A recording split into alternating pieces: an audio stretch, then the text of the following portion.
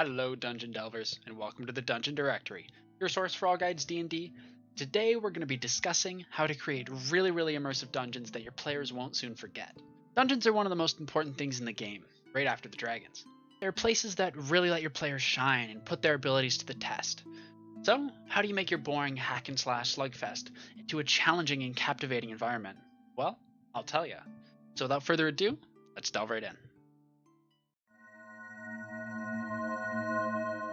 To start off, I want to cover the topic of what a dungeon is. I like to define a dungeon as any single location that has hostile intent towards your players. The classic examples are caves, crypts, catacombs, but dungeons can be way more than just that. And that leads me to my first point. Get creative with your dungeon settings. Like I mentioned, a dungeon can be any location that's hostile towards your players. Rather than having your players discover a dusty stone hatch in the back of a graveyard, consider using unique structures or landmarks to house your dungeons. In the campaign I'm running right now, the most notable dungeon my players have worked through took place at sea. Players paid for passage across the ocean to another continent. During the trip, the ship was overtaken by a thick magic fog which blocked out the sun and reduced their dark vision range. Because of the poor visibility, the captain ended up getting stuck in the bay of an island that, oddly enough, wasn't on the map. The weirdest part about the island is that all the rivers that connected to the bay flowed inland, holding the ship in the bay, unable to escape its current. The only way off the island is for the players to get onto the island and go explore to figure out what's causing the current to move inward, and stop it. Right off the bat, this is way more interesting than a normal dungeon crawl. As the players move around the setting, they don't know what to expect, and they moved much more slowly and carefully when exploring new environments due to the poor vision. If you just throw your players into a normal dungeon, they're gonna know what monsters to expect or what traps could be right around the next corner. So get really creative with where you place your dungeons. If you're not sure and want some inspiration, there's a table on the Dungeon Master's Guide on page 99. The second point I want to talk about is to describe the senses. So now that your players are in a unique dungeon setting, it's important to immerse them in the environment, and the fastest way to do that is to describe what your players' senses can pick up. Players have 5 main senses, that being sight, sound, smell, taste, and touch. So when your players enter a new location, it's key to describe them before you describe the room's contents. First is sight. Describe the dimensions of the room, the sources of light, the texture of the walls, roof, and floor, any moss, cobwebs, loose or broken brick, blood splatters, pile of bones, vines, roots, moss, you get the idea.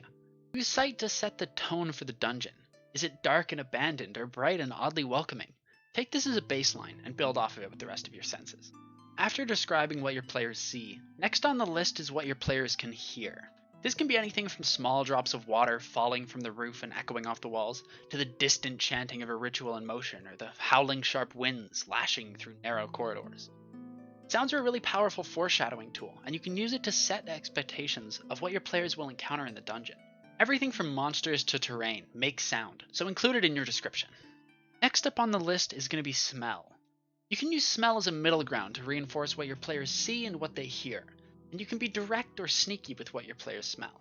Direct would be something like the smell of rot in a swamp or salt in a seaside cave, and sneaky could be something like an overgrown castle, yet the whole building smells as though it's been thoroughly cleaned. Make sure the things that your players can see and hear have smells, even if they're just small ones. If smells are strong enough, your players might even be able to taste them. This is one sense that I don't always recommend using. Only in specific cases should this apply. Really good smells like fresh baked bread or really bad smells like mold may leave a sweet or sour taste in your player's mouth. Really dry environments like desert pyramids might also suck the moisture right out of your player's sinuses. This is definitely the least important out of the 5 senses, but if you use it properly you can really up the ante in your dungeons. Finally, we arrive at touch. This will usually pertain to the ground under your player's feet, but not always. The creaking of an old rotten floorboard, or the coarse grit of sand or gravel, the wet squish of soft sand or mud, or the hard crackle of brittle old bones. When your players move around a room, describe the floors.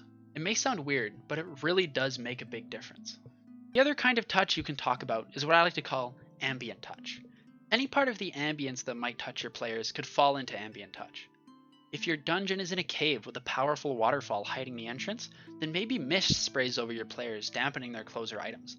Or if your dungeon has tall grass raising up out of the ground, then it might tickle the players lightly as they walk by. After you've set up your 5 senses, you can then describe the key objects in the room like furniture, doors, statues, and finally describe any creatures that may inhabit the room last. Lastly, I want to talk about adding a unique mechanic to your dungeons. To truly make your dungeons more immersive and memorable, you should toy around with a unique mechanic that can set your dungeon apart from the rest. Maybe in a graveyard the players find a small mausoleum, overgrown with brush and moss, however the door has signs that it's been opened recently. Once the players open the mausoleum and step inside, they find themselves immersed in a realm between life and death, lost in an ethereal blue labyrinth of ghostly walls, which are all contained within the graveyard. While the players are in the dungeon, they can only interact with ethereal objects and walls, but they can still see the graveyard in the real world. However, anytime they try to touch anything, they float right through it like a ghost. If they leave the mausoleum, they can interact with the objects in the graveyard, but they can't see the dungeon. There are lots of ideas that you could put in for these mechanics. Maybe your dungeon has a small stream running through it, and every couple of minutes a massive wave of rushing water runs down it, washing away any players caught in the path. Or maybe a thin sheet of ice laminates the floor. If the players try to move, they'll slide in a straight line until they hit the wall. Or an old shambling ghost who roams around an abandoned mansion carrying a lantern. And if a player enters the lantern light, they get pulled into it and dropped into the basement. Those are by far the 3 biggest points for making your dungeons so much more amazing.